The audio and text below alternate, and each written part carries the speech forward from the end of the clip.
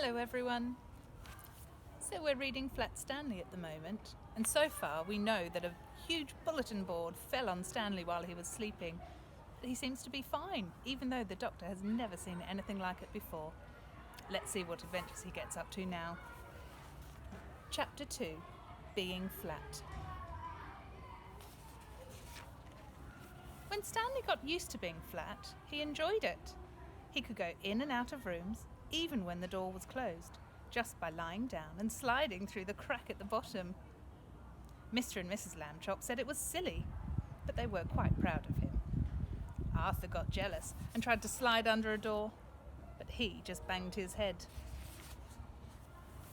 Being flat could also be helpful, Stanley found. He was taking a walk with Mrs. Lambchop one afternoon when her favourite ring fell from her finger. The ring rolled across the pavement and down between the bars of a grating that covered a dark, deep shaft. Mrs. Lambchop began to cry.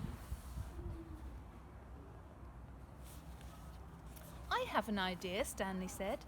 He took the laces out of his shoes and an extra pair out of his pocket and tied them all together to make one long lace. Then he tied the end of that to the back of his belt and gave the other end to his mother. "Lower me," he said, "and I will look for the ring." "Oh, thank you, Stanley," Mrs. Lambchop said. She lowered him between the bars and moved him carefully up and down from side to side so that he could search the whole floor of the shaft. The policeman came by and stared at Mrs. Lambchop as she stood holding the long lace that ran down through the grating. She pretended not to notice them. "What's the matter, lady?" the first policeman asked. "Is your yo-yo stuck?" "I am not playing with a yo-yo," Mrs. Lambchop said sharply. "My son is at the other end of this lace, if you must know." "Get the net, Harry," said the second policeman. "We have a caught a cuckoo." Just then, down in the shaft, Stanley cried out, "Hooray!"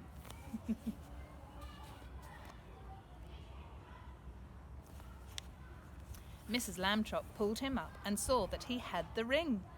"Good for you, Stanley," she said. Then she turned angrily to the policeman.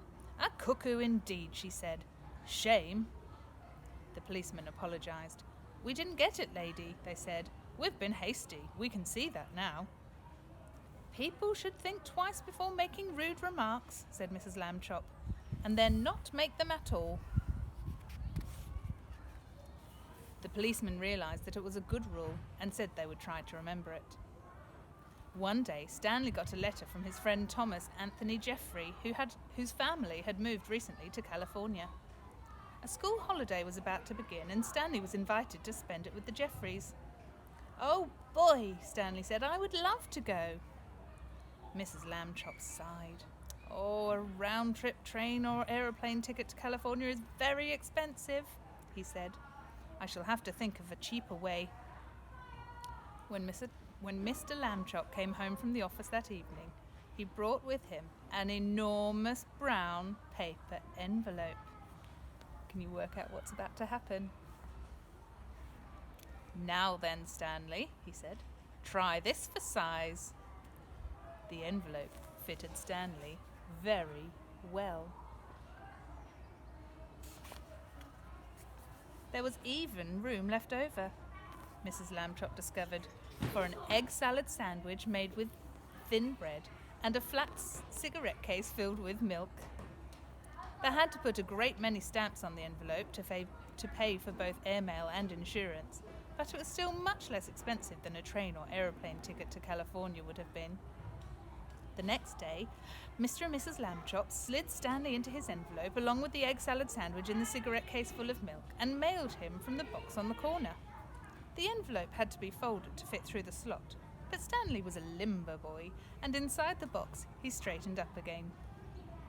Mrs. Lambchop was nervous because Stanley had never been away from home alone before. She rapped on the box. "Can you hear me, dear?" she called. "Are you all right?" Stanley's voice came quite clearly. "I'm fine. Can I eat my sandwich now?" "Oh, wait an hour and try not to get overheated, dear," Mrs. Lambchop said. Then she and Mr. Lambchop cried out, "Goodbye, goodbye," and went home. Stanley had a fine time in California, and when the visit was over, the Jeffreys returned him. in a beautiful white envelope that they had made themselves. It had red and blue markings to show that it was airmail, and Thomas Jeffrey had lettered it valuable and fragile, and this end up on both sides. Back home, Stanley told his family that he had been handled so carefully he never felt a single bump. Mr. Lambchop said it proved that jet planes were wonderful, and so was the post office department, and that this was a great age in which to live. Stanley thought so too.